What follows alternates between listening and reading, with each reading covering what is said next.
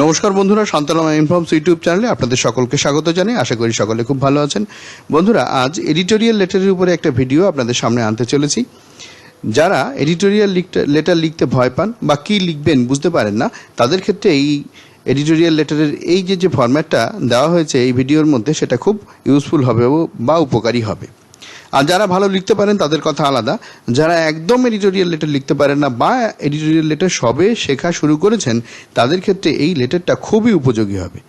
সাধারণত editorial letter বন্ধুরা কোনো না কোনো সামাজিক বা দেশীয় বা রাজ্যের সমস্যার কথা নিয়ে বলা হয় বা সমস্যার এগেইনস্টে প্রতিবাদ করে এডিটোরিয়াল লেটার লিখতে বলা হয়। এডিটোরিয়াল লেটার সর্বদা কোনো না কোনো পেপারের এডিটরের কাছে লিখতে বলা হয়। এবং এখনকার দিনে WBCS মেন বলুন, PSC মিসলেনিয়াস মেন বলুন, যে কোনো পরীক্ষায় যে এডিটোরিয়াল লেটার লিখতে আসে পরীক্ষায়, সেই পরীক্ষায় একটা ওয়ার্ড লিমিটেশন থাকে, 150 থেকে 200 শব্দের মধ্যে লিখতে হয়। আর বলা থাকে নাম ঠিকানার জায়গায় XYZ লিখতে, নাম ঠিকানা যেন কোনোভাবে প্রকাশ না হয়, রিভিল না হয়। তাহলে আমরা সেই দিকটায় লক্ষ্য রেখে একটা এডিটোরিয়াল লেটার মোটামুটি 150 শব্দের মধ্যে একটা ফরম্যাট আকারে লেখার চেষ্টা করা হচ্ছে। বেশিরভাগ এডিটোরিয়াল লেটার এই ফরম্যাটে ফেলে দিলেই কিন্তু, একটু বুদ্ধি খরচা করে ফেলে দিলেই কিন্তু বেশিরভাগ এডিটোরিয়াল লেটার এইভাবেই লেখা যেতে পারবে এবং সেক্ষেত্রে কিছু নাম্বারও পাওয়া যাবে। একদম পরীক্ষায় এডিটোরিয়াল লেটার ছেড়ে না আসার চাইতে একটা নির্দিষ্ট ফরম্যাটে কিছু লিখে আসলে কিছু নাম্বার পাওয়া যাবে। আসুন দেখা যাক কীভাবে লেখা হচ্ছে। তো এডিটোরিয়াল লেটার লেখার ক্ষেত্রে সর্বপ্রথম এডিটরের কাছে অ্যাড্রেস করতে হয়, to the editor, the Telegraph, Kolkata 7,01,000। এখানে এডিটরের কাছে অ্যাড্রেস করা হয়েছে আর দ্য টেলিগ্রাফ লেখা হয়েছে। পেপারের নাম আপনারা টেলিগ্রাফ না লিখে স্টেটসম্যান, হিন্দুস্তান টাইম যা খুশি লিখতে পারেন। তবে ইংরাজি পেপার যদি বলা থাকে প্রশ্নে, তাহলে অবশ্যই ইংরাজি পেপারের নামই লিখতে হবে। আর এখানে যে এডিটোরিয়াল লেটারের প্রশ্নটা বলা হয়েছে সেটা হচ্ছে write an editorial letter about price rise of essential commodities. Essential commodities মানে হচ্ছে সাধারণ যে নিত্য প্রয়োজনীয় দ্রব্য। এসেন্সিয়াল মানে প্রয়োজনীয়, কমোডিটিস মানে হচ্ছে দ্রব্য। তাহলে প্রয়োজনীয় দ্রব্যের যে দাম বাড়ছে তার উপরে একটা এডিটোরিয়াল লেটার একটা খুব একটা কমন টপিক। এই টপিকের উপরে প্রচুর পরীক্ষায় প্রচুর প্রশ্ন এসেছে, তারই উপরে একটা নমুনা দেখানো হচ্ছে। তো প্রশ্ন আরও বড় হতে পারে, এরকম বলা থাকতে পারে write an editorial letter to the editor of an English daily. যাই থাকুক না কেন, মূলত এডিটোরিয়াল লেটার আর কোন বিষয়ের উপর লিখতে বলছে, about price rise of essential commodities, এটাই এখানে মূল বিষয়। কারণ এটাই সাবজেক্ট হিসাবে আমরা গণ্য করব এবং সাবজেক্ট হিসাবে এটাকে আমরা তুলে ধরবো এডিটোরিয়াল লেটারের মধ্যে। যাই হোক, সেক্ষেত্রে এডিটোরিয়াল লেটারের অ্যাড্রেসিংটা আমরা দেখে নিলাম, to the editor, the Telegraph, Kolkata 7,01,000। তারপর অ্যাড্রেসটার জায়গায় XYZ লিখলাম আর ডেটটা যে ডেটে আমরা লিখছি সেই ডেটটাই লিখে দেওয়া যাবে, তাতে কোনো অসুবিধা নেই। ডেটটা লেখা যেতে পারে, কিন্তু নাম আর ঠিকানার জায়গায় XYZ লেখা হবে। নাম ঠিকানা যেন কোনোভাবে চিঠির মধ্যে প্রকাশ না পায়। তারপর সাবজেক্টটা লেখা হলো price rise of essential commodities. এই সাবজেক্টের উপরে আমরা এডিটোরিয়াল লেটার লিখছি।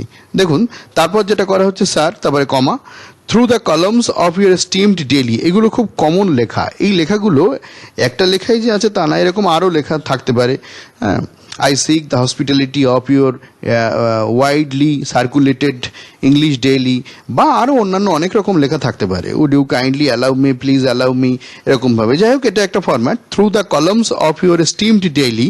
আপনার এই যে থ্রু দ্য কলামস, থ্রু মানে মধ্য দিয়ে, the columns of your esteem daily. Columns মানে যে পেপারের যে কলমগুলো লেখা হচ্ছে, অর্থাৎ পেপারের একটা অংশ, সেটাকে বলা হচ্ছে of your steamed daily. Steam মানে হচ্ছে বহুল প্রচলিত, ডেইলি মানে হচ্ছে দৈনিক পত্রিকা, তাকে বলছে ডেইলি। তার মানে বহুল প্রচলিত দৈনিক পত্রিকার মাধ্যমে, comma, I would like to ventilate, আমি চাই প্রকাশ করতে, মাই সিরিয়াস কনসার্ন, আমার গুরুত্বপূর্ণ কিছু মতামত। সিরিয়াস মানে হচ্ছে গুরুত্বপূর্ণ, কনসার্ন মানে মতামত। এই সিরিয়াস কনসার্নের পরে অ্যাপ্রোপ্রিয়েট প্রিপোজিশন পড়বে অ্যাট। কোনো কোনো ক্ষেত্রে দেখবেন ভেন্টিলেট মাই প্রোটেস্ট এগেইনস্ট আছে, প্রোটেস্টের পরে এগেইনস্ট শব্দ প্রিপোজিশন ব্যবহৃত হয়, এখানে কিন্তু মাই সিরিয়াস কনসার্নের পরে অ্যাট প্রিপোজিশন পড়বে। তারপরে দেখুন দ্য এভার ইনক্রিজিং, এভার মানে হচ্ছে নেভারের বিপরীতে, নেভার মানে কখনোই না, এভার মানে সর্বদা যা চলছে। তাহলে এভার ইনক্রিজিং, ইনক্রিজিং মানে বাড়ছে, of prices of essential commodities, essential commodities অর্থাৎ প্রয়োজনীয় যে দ্রব্য, সেই সমস্ত দ্রব্যের দাম প্রতিনিয়ত বেড়ে চলেছে, তার সম্পর্কে আমার ব্যক্তিগত গুরুত্বপূর্ণ মতামত প্রকাশ করতে চাইছি আপনার পত্রিকার মাধ্যমে। এটা হচ্ছে প্রথম প্যারাগ্রাফ। এই রকমভাবে প্রথম প্যারাগ্রাফটা লিখে নিলেন, অ্যাড্রেসটা করে নিলেন, তাতে কিন্তু আপনার খানিকটা নম্বর বাড়বে। কারণ নম্বর পাবেন আপনি, কারণ এডিটোরিয়াল লেটারের ক্ষেত্রে বা যে কোনো লেটারের ক্ষেত্রে প্রত্যেকটা পার্টে পার্টে নাম্বার হয়। প্রথমে অ্যাড্রেসিং, তারপরে প্রথম যে প্যারাগ্রাফ ইত্যাদি। তাহলে প্রথম অ্যাড্রেসিং এবং প্রথম প্যারাগ্রাফটা আমরা দেখে নিলাম। এটা একটা কমন, যে কোনো এডিটোরিয়াল লেটারের ক্ষেত্রেই এটা লেখা যেতে পারে। তারপরের পার্টে যাই আমরা। দেখুন,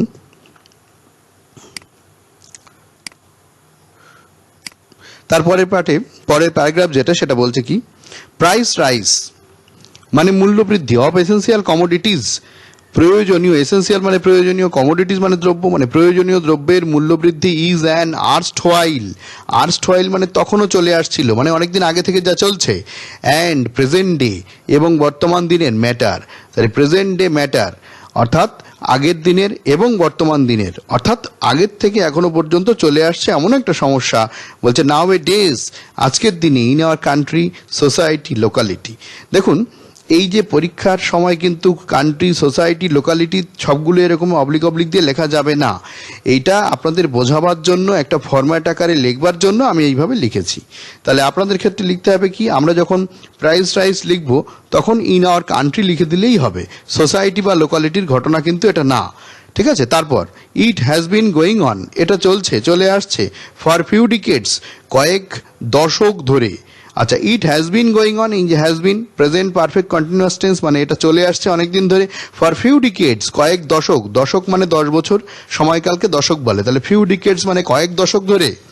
দ্য কমন পিপল মানে সাধারণ মানুষ, আর দ্য ওর্স্ট, ওর্স্ট মানে হচ্ছে ব্যাড, ওর্স্ট, ব্যাড মানে হচ্ছে খারাপ, WORST, ওর্স মানে হচ্ছে তার চেয়ে একটু বেশি খারাপ, আর ওর্স্ট মানে সবচেয়ে বেশি খারাপ। তাহলে কমন পিপল মানে সাধারণ মানুষ, আর দ্য ওর্স্ট এফেক্টেড লেখা যেতে পারে, ওর্স্ট সাফারার্স লেখা যেতে পারে, ফর ইট এর জন্য।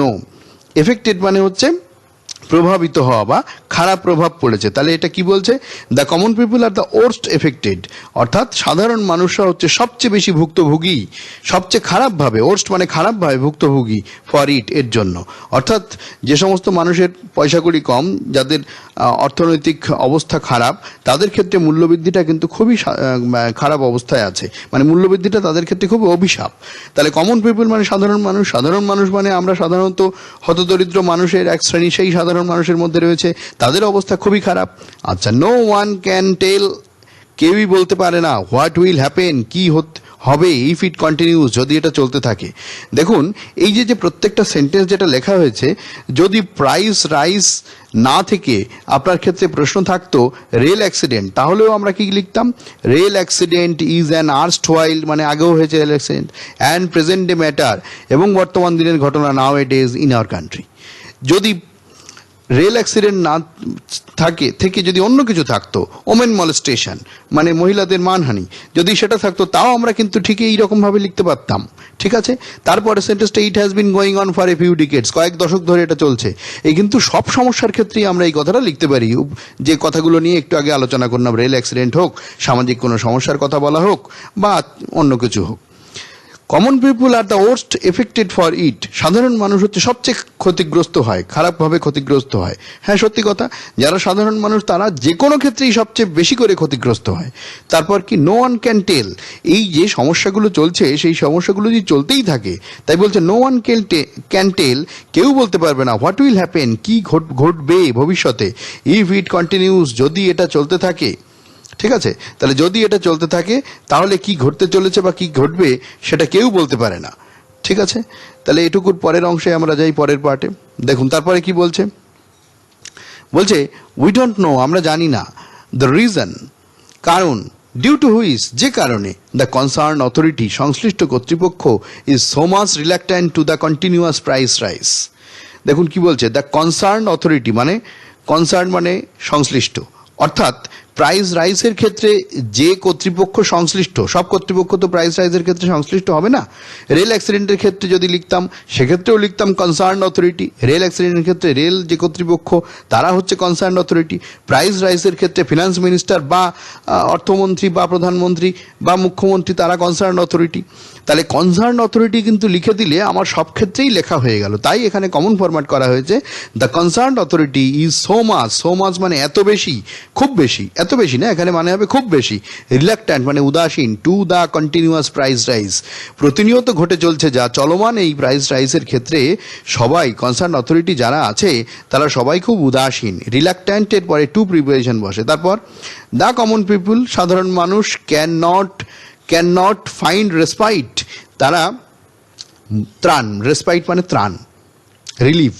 ক্যান নট ফাইন্ড রেসপাইট মানে তারা ত্রাণ খুঁজে পায় না, রেসপাইট খুঁজে পায় না, মুক্তি পায় না। রেসপাইট মানে মুক্তি বলা যেতে পারে, মুক্তি খুঁজে পাচ্ছে না। From the inevitable difficult situation, inevitable মানে অপরিহার্য, অর্থাৎ যার থেকে আমরা নিজেদেরকে মুক্ত করতে পারি না, এই সমস্যাটাকে বলে ইনএভিটেবল। ইনএভিটেবল মানে হচ্ছে অপরিহার্য একটা সমস্যা, তাকে বলছে ইনএভিটেবল। ডিফিকাল্ট সিচুয়েশন, এই কঠিন পরিস্থিতির মধ্যে থেকে মুক্তির রাস্তা সাধারণ মানুষ খুঁজে পায় না। তারপরে বলছে দে হ্যাভ বিং কম্পেলড, তারা হয়ে আসছে চালিত। কম্পেলড মানে হচ্ছে বাধ্য হচ্ছে, তাহলে তারা বাধ্য হয়ে আসছে। দে হ্যাভ বিং কম্পেলড, এই হ্যাভ বিন মানে হচ্ছে, এই যে হ্যাভ বিন এর মানে হচ্ছে অনেক দিন ধরে চলছে, present continuous, present perfect continuous tense. তাহলে তারা অনেক দিন ধরে বাধ্য হয়ে আসছে। বিং কম্পেলড প্যাসিভ ভয়েসে করা হয়েছে। কম্পেলড মানে বাধ্য হওয়া। টু কপ উইথ মানিয়ে নেওয়া, with the situation, without finding any suitable way out, কোনো রাস্তা না দেখতে পেয়ে, সুইটেবল মানে উপযুক্ত, ওয়ে আউট মানে হচ্ছে রাস্তা, তাহলে কোনো রাস্তা না খুঁজে পেয়ে, উইদাউট ফাইন্ডিং না খুঁজে পেয়ে, কোনো রাস্তা না খুঁজে পেয়ে তারা কি করছে, কপ উইথ করছে, অর্থাৎ মানিয়ে নিচ্ছে। অর্থাৎ মূল্যবৃদ্ধি যদি হয় তাহলে গরিব মানুষ কি করবে, অনেক বাজার করার তুলনায় তারা বাজার পরিমাণ কমিয়ে দেবে। অর্থাৎ বাজারের যে খরচ, সেই খরচ যদি একই থাকে, মূল্য যদি বৃদ্ধি পায় তাহলে বাজারের পরিমাণ কম হয়ে যাবে। সেটাকেই বলছে to cope with the situation, মানে পরিস্থিতির সাথে মানিয়ে নেবে। দেখুন, যদি এটা মূল্যবৃদ্ধি ছাড়া অন্য কিছু হতো সেক্ষেত্রেও কিন্তু আমরা এই কথাটা লিখতে পারতাম, তার কারণ সাধারণ মানুষের তো কিছু করার নেই। ধরুন সামাজিক কোনো সমস্যা, পুলিশকে বারবার বলা হচ্ছে তাও কিছু হচ্ছে না, সেক্ষেত্রেও কি করা হতো, একই কথা লেখা যেতে পারতো যে মানুষ কোনো সমস্যার সমাধান না পেয়ে এই পরিস্থিতির সাথে মানিয়ে নিতে চেষ্টা করছে, বাধ্য হচ্ছে মানিয়ে নিতে। সে তো ইচ্ছা করে মানিয়ে নিচ্ছে না, মানিয়ে নিতে বাধ্য হচ্ছে। তাই বলা হচ্ছে দে হ্যাভ বিং কম্পেলড, তাদের বাধ্য হতে হচ্ছে, টু কপ উইথ মানিয়ে নিতে, the situation, COP with the situation এই পরিস্থিতির সঙ্গে। ঠিক আছে। ফাইন্ডিং, উইদাউট ফাইন্ডিং যেহেতু খুঁজে পাচ্ছে না, এনি সুইটেবল ওয়ে আউট কোনো রাস্তা তারা পাচ্ছে না। তারপরে কি বলছে, the government does not spend, সরকার খরচ করে না, স্পেন্ড মানে খরচ করা, কি এ লিটল মোমেন্ট, একটা সামান্য ছোট্ট মুহূর্ত, to solve the problem of price rise. দেখুন, এই প্রবলেমটা প্রাইস রাইজ না হয়ে যদি অন্য কিছু হতো তাও লেখা যেতে পারতো, কারণ যে কোনো ব্যাপারেই সরকারের ঔদাসীন্য আমরা দেখি, সব কমন ব্যাপারেই যে সমস্যাগুলো আছে সবই সরকারের ঔদাসীন্যের জন্য হয়।